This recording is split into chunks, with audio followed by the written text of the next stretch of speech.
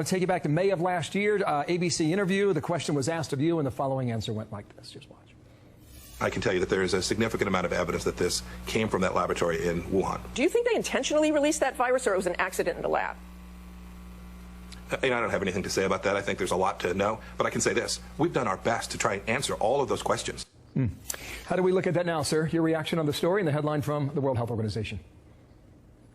Well, Bill, I've seen that headline, and I must say the reason we left the World Health Organization was because we came to believe that it was corrupt, it had been politicized, it was bending a knee to General Secretary Xi Jinping in China.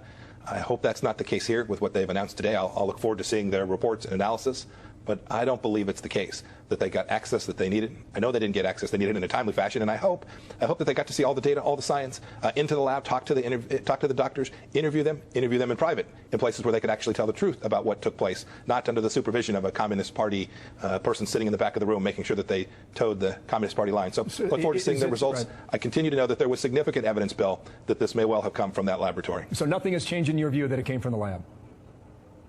Not a thing. Overall, with China, I wanted to get your take on this because President Biden is apparently going to make some remarks this week in regards to his approach to China. Listen to him here.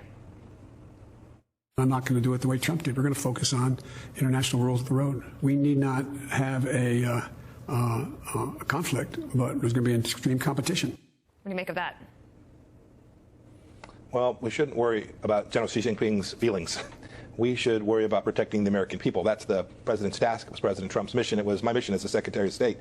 We have to confront the challenge that the Chinese Communist Party is presenting to America and to the world, whether that's the thousands and thousands of lives lost as a result of the Wuhan virus, whether it's the millions and millions of jobs that were destroyed because the Chinese Communist Party stole our stuff, took our information, and then dumped it back into the United States, or whether it's the People's Liberation Army, the Chinese military, that is working so hard to make sure that they can be a hegemonic power.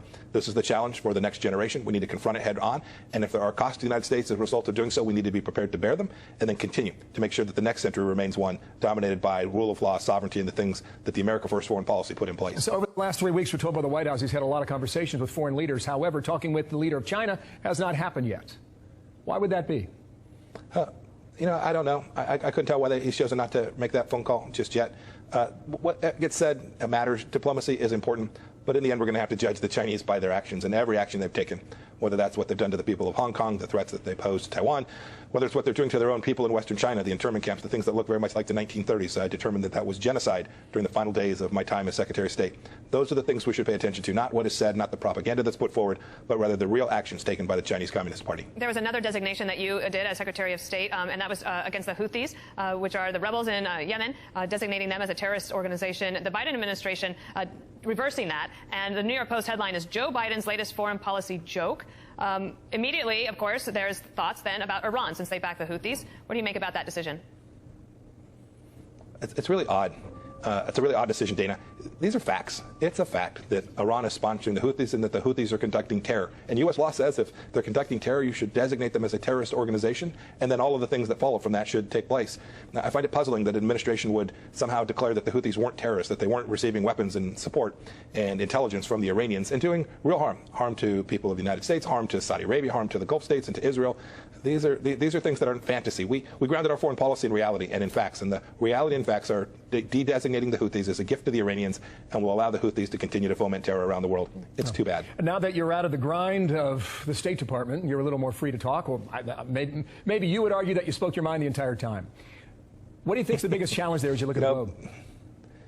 You know, Bill, we were pretty straight shooters. It's my nature. Right. You and Dana know me some. I often say precisely what I think and precisely the way I think it needs to be said because I think the American people deserve that. I'll keep at that. The biggest challenges are twofold. One is the threat from the Chinese Communist Party. The second is that we have to get things right here at home. We have to grow our economy.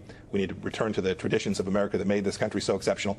If we get those two things right, get it straight at home and get it right with respect to the Chinese Communist Party, the sky is the limit for the next generation here in America. That sounds a little bit like a campaign. Bill. A long ways from that, Bill. I'm just out making my way these days. When you're ready. Financial peace. Call or visit online today.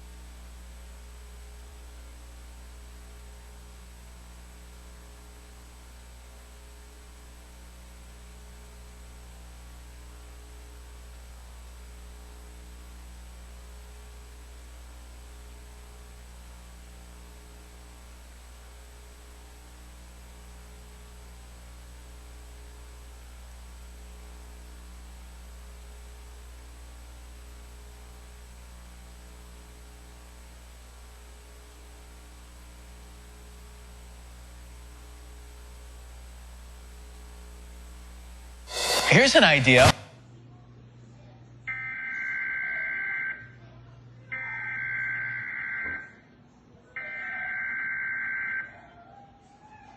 It says it's a test, but like literally we never get tests during the day like this. They're always in the middle of the night at 2 a.m. and I would know that.